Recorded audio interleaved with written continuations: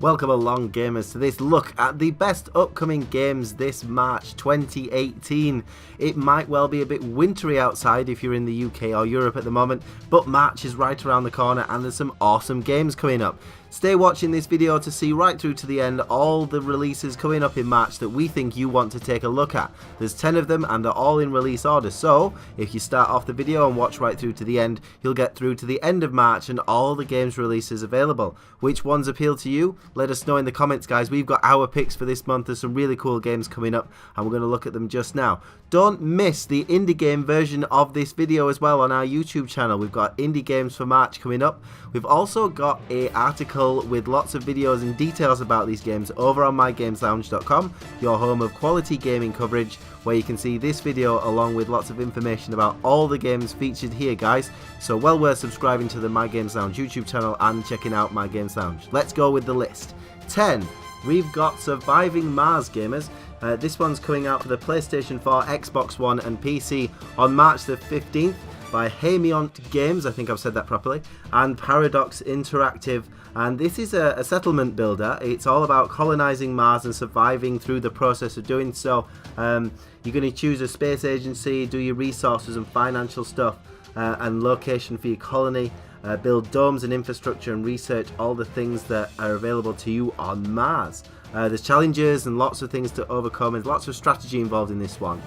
Certainly for one of those people that, like me back in the past, I was a big fan of like the SimCity kind of games. This is all a bit more sci-fi, taking it to Mars. Looks really interesting and certainly one of those ones to pick up. And what's interesting about this is the game's not just coming out on PC, which is usually where you'd find this kind of thing. So it's coming up on the Xbox One and PlayStation 4 as well. Be interesting to see how it copes with that system on the controller, but could be cool.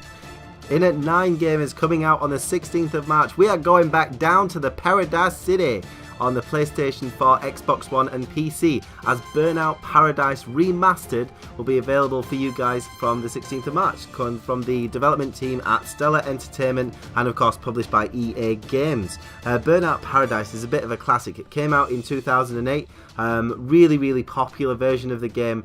Lots of breakneck racing, high-flying stunts, and most importantly, shameless amount of automotive destruction, as the description says. Burnout Paradise has set the bar for the action racing game, and you can't disagree with that. It was absolutely outstanding. We're going to see the game running at 1080p on the PlayStation 4, Xbox One, and full 4K and 60 frames per second on the PlayStation 4 Pro and the Xbox One X. Not bad, and it also looks incredible from this trailer. I'm not a racer fan, but I did like the Burnout series, so this one could be a really good one to pick up. For you Nintendo Switch fans, we're coming in at 8 with Kirby Star Allies. This is again on the 16th of March and it is from our friends over at Nintendo and HAL Laboratory Inc.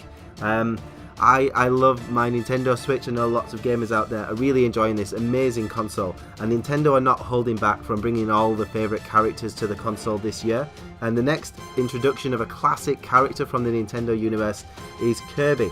You're going to team up with your friends, with your powers in the allies, and you do the obviously colourful 2D platforming.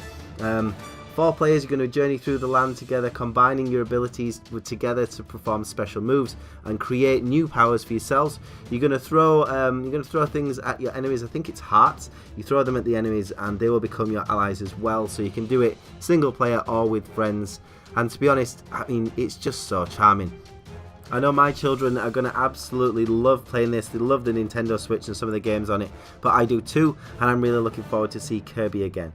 Right, in at 7, we've got Titan Quest. This is an interesting one because it's not exactly a new game, but it is coming out for the PlayStation 4, Xbox One, and it's coming out on the Nintendo Switch as well. A classic game by Iron Law Entertainment and published by THQ Nordic.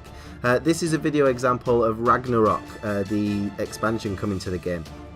Now it is classic. So it's from Age of Empires creator Brian Sullivan and Braveheart writer Randall Wallace, and it's all a role-playing game set in ancient Greece, Egypt and Asia. But what we're going to be able to do in the console version is they've created online multiplayer gameplay that works with the controls and UI tailor-made for all the controller systems that you've got on the Xbox, the PlayStation and on the Nintendo Switch. The remastered graphics are going to be fully reworked with textures that are up to date Titan Quest experience. So pretty interesting one there, one to consider. 6, we've got Sea of Thieves for you Xbox fans out there. Yes, you are getting a console exclusive. Expect lots of Xbox fans dancing around this month as we finally get to see the Rare game coming to the console, which looks absolutely fantastic, to be honest.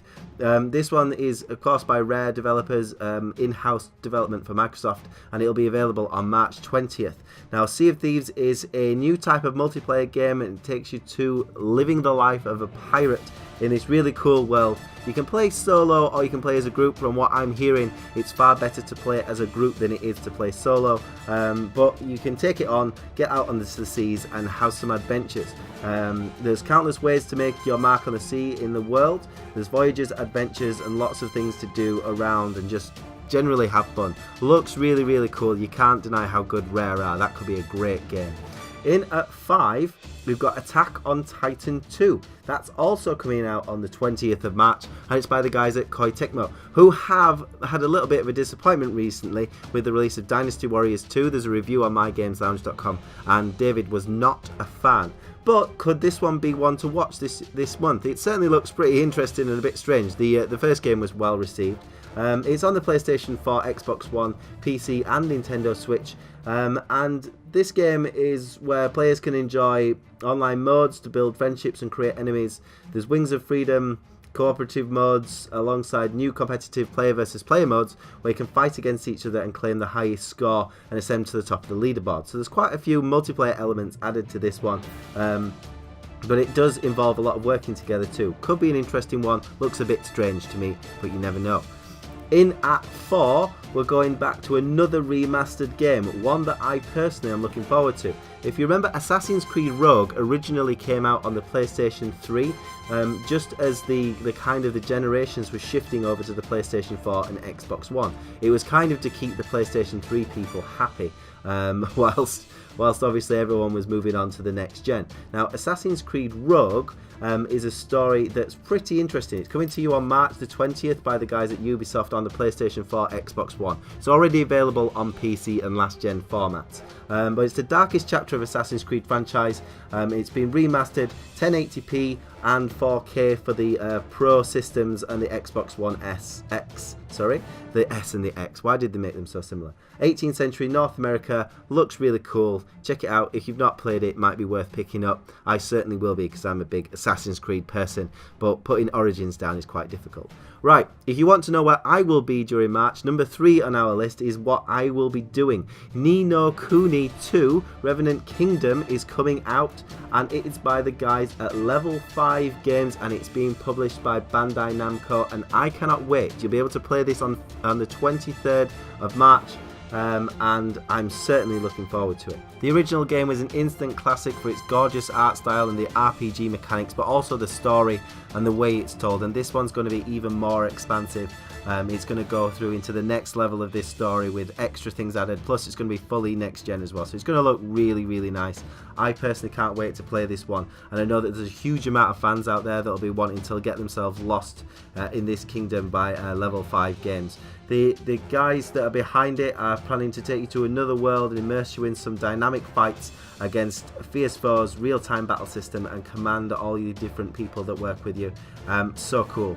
In at 2, one of the favourites of the gaming world at the moment, Hazelight, are producing their game A Way Out. Now, this is going to be coming out for the PlayStation 4, Xbox One and PC on the 23rd of March, and it's published by EA Games, but apparently they're being nice to the developers, as he's pointed out many times. It's a co-op experience, but what's cool about this one is you don't need to buy 2 copies of the game in order to play. So if I have a copy of the game, someone can join with me and play this cooperatively and enjoy the story. It's by the creators of Brothers: A Tale of Two Sons, which is an outstanding game, and they do like this kind of idea of people playing together. It's designed to be played throughout with 2 players from start to finish, and you can experience it, as I've said, by playing online with a friend but without buying 2 copies. Looks amazing. In at 1, this is where Ni no Kuni and Far Cry are going to go head to head, because Far Cry 5 is coming out on the 27th of the month by the guys of Ubisoft, and it's coming to the PlayStation 4, Xbox One and PC. Now Far Cry is one of my favourite first person shooter series, because it's kind of a mixture of adventure and first person. It's kind of like the best of both worlds from my point of view, and the huge open world, it's normally really cool. Now this kind of setting, this American setting, is really awesome too. Now the thing that always defines a Far Cry series is the villain. Is this villain going to be up to the standards of Pagan Min and Vaz from Far Cry 3? They were just brilliant, both very different. But you're looking forward to an expansive world where you're going to be tested, you're going to have to take on stealth, you're going to take on shooting, you're going to get involved with story, make choices, lots of things to do in this one. There's a cool looking dog as well. We all like games with dogs. Awesome. Going to be outstanding, one certainly to think about towards the end of the month. Which of these games stand out to you guys? There are some awesome games coming out this month. I know I've told you mine, which ones I like. Which ones do you want to play? Get in those comments on YouTube or mygameslounge.com and let us know which ones you think look really, really cool. Like this video if you enjoyed it. Please subscribe to the channel and share this around for us, guys, and give us a visit on mygameslounge.com.